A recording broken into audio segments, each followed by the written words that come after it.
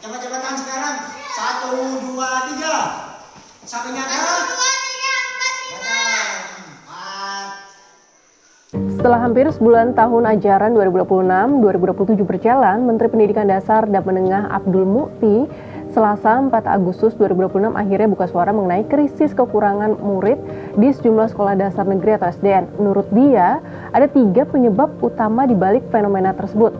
Apa saja penyebabnya? Lalu bagaimana kelanjutan upaya pemerintah untuk menjalankan amanat konstitusi, yaitu putusan Mahkamah Konstitusi Mei 2025 yang memerintahkan untuk menyediakan pendidikan dasar gratis bagi seluruh warga negara.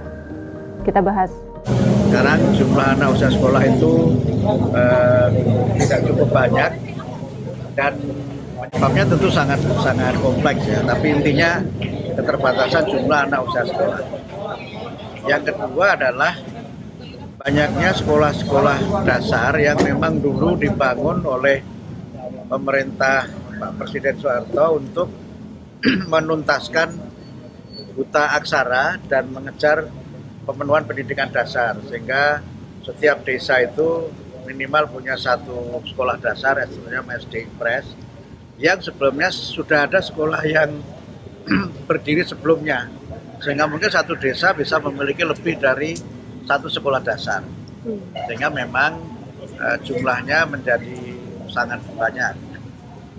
Nah, yang ketiga memang ada tren keluarga-keluarga muda khususnya, bahkan mungkin keluarga kelas menengah muda itu cenderung untuk anaknya belajar di sekolah swasta.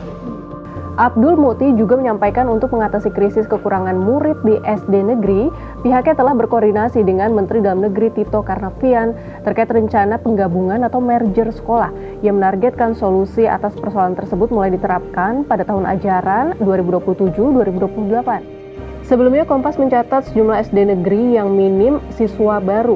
SDN Pendem di Kulon Progo, daerah istimewa Yogyakarta misalnya tidak menerima satupun siswa baru tahun ini. Penyebabnya, jumlah anak usia SD di wilayah sekitar sangat sedikit dan lokasi sekolah berdekatan dengan sekolah lain. Sementara itu SDN 127 Pekanbaru Riau hanya menerima 4 siswa baru akibat banyaknya SD negeri dan swasta di sekitar sekolah. Kondisi serupa terjadi di SDN 5 Posanten Bali yang hanya menerima 2 siswa baru, serta SDN Beduk di Kediri, Jawa Timur yang juga mengalami penurunan jumlah peserta didik baru. Sejumlah sekolah juga mengeluhkan berkurangnya dana bantuan operasional sekolah atau BOS karena besarannya tergantung pada jumlah siswa. Di luar persoalan minimnya siswa baru, pemerintah juga menghadapi tantangan lain yang lebih mendasar, yakni menindaklanjuti putusan Mahkamah Konstitusi atau MK pada Mei 2025 yang menegaskan bahwa negara wajib menyediakan pendidikan dasar gratis selama 9 tahun bagi seluruh anak Indonesia, baik di sekolah negeri maupun sekolah madrasah swasta. Lalu bagaimana kelanjutan pelaksanaannya? Dalam artikel di Kompas ID 29 Juni 2025, Wakil Menteri Pendidikan Dasar dan Menengah Atik Latiful Hayat mengakui putusan Mahkamah Konstitusi bersifat final dan mengikat.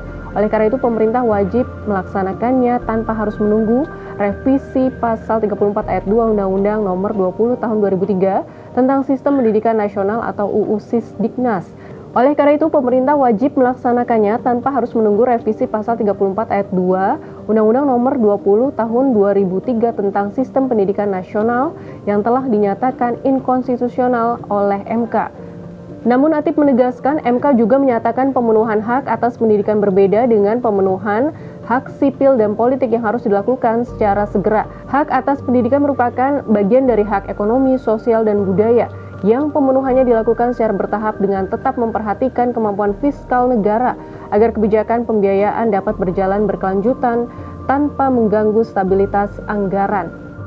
Sahabat Kompas, ruang kelas yang kosong bukan sekadar persoalan jumlah murid, melainkan cerminan tantangan pendidikan yang semakin kompleks. Kini publik menunggu sejauh mana pemerintah mampu menata kembali distribusi sekolah sekaligus merealisasikan pendidikan dasar gratis tanpa mengorbankan kualitas layanan pendidikan.